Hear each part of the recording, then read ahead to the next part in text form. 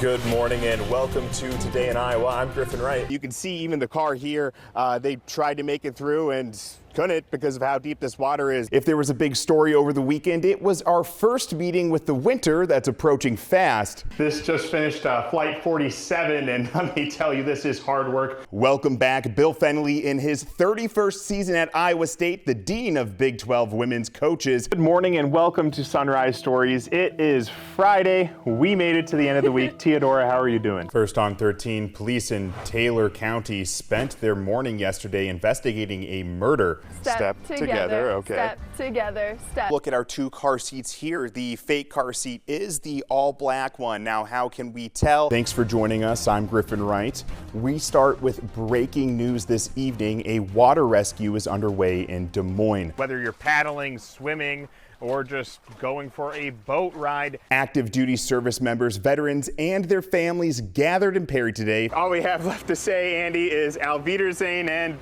Prost. With a massive heat wave coming next week, there's a lot that experts say you need to do before you spend time outside. Look at this, yeah, there he is. Despite bone-chilling temperatures Monday night, thousands of Iowans turned out to caucus. Joined by Ava Mathias, one of the contestants tonight, and she's going to show me a little bit about what it takes to compete in the Cowgirl Queen contest. Governor Reynolds will host her annual Christmas at Terrace Hill this afternoon. Well, we finally made it. We've been out there for about an hour. You can see the frost. The Arts Festival wraps up tomorrow, and with it, there's a chance of storms. Let's check in with WHO 13 meteorologist Jason Parkin for the details. Good afternoon and thanks for joining us. I'm Griffin Wright. We'll get to all those stories in a second, but first we're going to hop over to Jerry Ann at the Science Center with a look at our rainy weather. All right, thank you so much, Jerry Ann, for that look at the weather. Turning to news, Ames police are investigating a shooting. Police responded to. Griffin, what's the latest? What do we know so far? Well, let's just start with the scene right here on the 800 block of Maury Street. You can see it is still very active right now. The police are investigating a shooting. At approximately 5:05 p.m., they received a 911 call reporting gunfire. When officers arrived to the scene here, they found one person with a gunshot injury. Now, you can see that police have been going door to door here. You can see that yellow crime tape that is up around the house here on the block, and the police so far say that the scene is secure and that there is no indication of ongoing danger to the neighborhood. Now, additional information more comes from the investigation. We still don't have any word on the condition of the person who was shot or the identity or any information about potential suspects at this time. Been out here all morning just watching the snow come down, even taking a look at the interstate. The plows have been out. We're right here in Osceola by Lakeside Casino, if you can see that big Lakeside Casino sign, but you can see the cars out, the ones that are out driving right now. They're taking it slow because those roads, they are slick. Now the plows have been out, but this snow is just coming down so quick. And as we've gotten further into the morning, those roads have also, on top of the snow that comes down where they do get plowed, it's still wet there. So it's still slick there. It's something you definitely need to watch, especially if you're traveling back home from the holidays. That is something where you want to make sure all the kids are buckled up, maybe stop at the gas station, make sure you have air in your tires, take that extra time to brake before you come to a stop. All of those good winter driving skills are incredibly important, and you can see the type of snow it is just even as it's been accumulating on me in the past just couple of minutes being outside. And even here, it's that type of snow that's perfect for a snowman. It's this heavy, wet, clumpy snow, and that's where when the tires start getting over it, that's where it compacts and it gets super, super slick.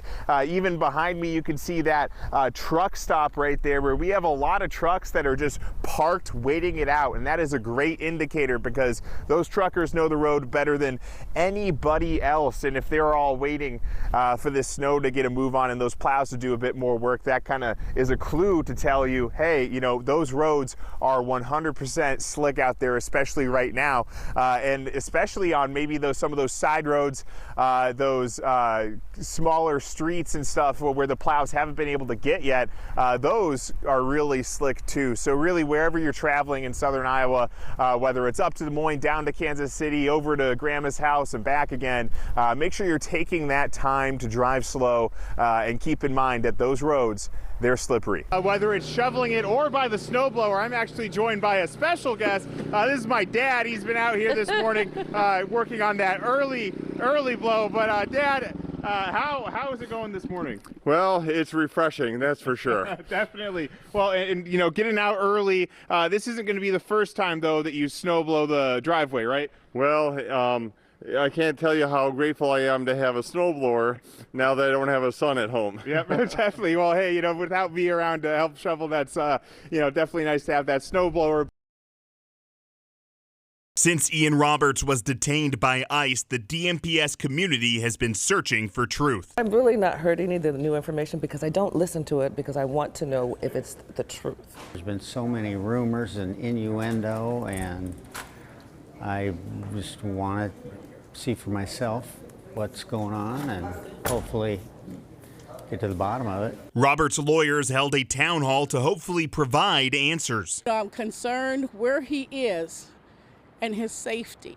The staff have been extremely professional. The marshals, the correctional staff, they appreciate the magnitude of what's going on. And Dr. Roberts is getting the utmost respect. We've had access to him. But they couldn't answer everything. We want to try to give you all information that we can, but you have to remember, because we're in pending litigation and there's so many threats of litigation, it can be limited. I'm confused about is how it took 20 years to figure this out, how he got through all of the hiring processes for working for the school. As for the most important question of all, is there a good chance that you can keep him from immediately being shipped off to God knows where? Can we guarantee you, based upon what we know and how the optics are, will he be there tomorrow? We cannot guarantee it. Cyclist on the High Trestle Trail, and they'll tell you the Northwest 44th Street intersection is dangerous. There's kind of cars coming from both sides. They're coming up over hills. Whether you've come to a complete stop or not, it's still, by the time you get going, there could be somebody right on you. The core issue is the hill, making it difficult for cyclists to see cars. As far as field of view, you know, cars until they're popped at the crest of the hill. Then they're in view, you know, a pickup or a bigger truck, you might see the top of it as kind of a heads up. And drivers to see cyclists. Coming up to the intersection, you can't actually see the crossing until you're already at the crest of the hill. That's not a lot of time to react on a 55-mile-per-hour road. It's just, you know, a matter of seconds and they're already on the intersection. Many cyclists have had close calls. I've had one instance before where I didn't see a car, and I'm sure they didn't see me, and luckily I was able to get out of the way soon enough, and I'm sure it felt a lot closer than it was. There have been a lot of ideas to make the intersection safer, from adding flashing lights to stop signs. The Iowa Bicycle Coalition plans to work with the DOT to make sure action is taken. I anticipate at least writing, at the very least, a letter of support, whether it's the Friends of the Trestle Trail group that I mentioned, or whether it's the city, the nearby city. Whoever takes the lead on that, we're going to support them, and we're going to write a letter to say, yes, whatever funding is available through the DOT, which they have funding available for this, let's get that expedited as much as possible. It's been 40 years since Bob Mills was last in the cockpit. I didn't think anybody was crazy to fly with me. Mills, an 84-year-old cancer patient, is receiving hospice care at Unity Point Health. Unity Point's Legacies and Last Wishes program made his flight possible. I just was telling them I'd like to fly one more time, you know, and they made it happen. Legacies and Last Wishes helps hospice patients fulfill their final dreams. There's nothing like getting up there in the air. Hospice is normally a final destination, but for Mills, it's a layover. We've seen it frequently where a patient that's in the hospital will come to hospice care, and because they're home and because we've kind of changed the way we're working with them, they rally.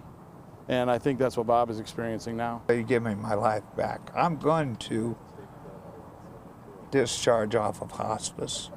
I know in my own mind, now that I can swallow and I can eat and everything, that I'm going to beat this. And when it comes to legacy isn't about death and dying. It's about life and living. And that's what they are doing. They're given a second chance. Reporting for WHO 13 News. And maybe next year I'll fly again. Griffin Wright.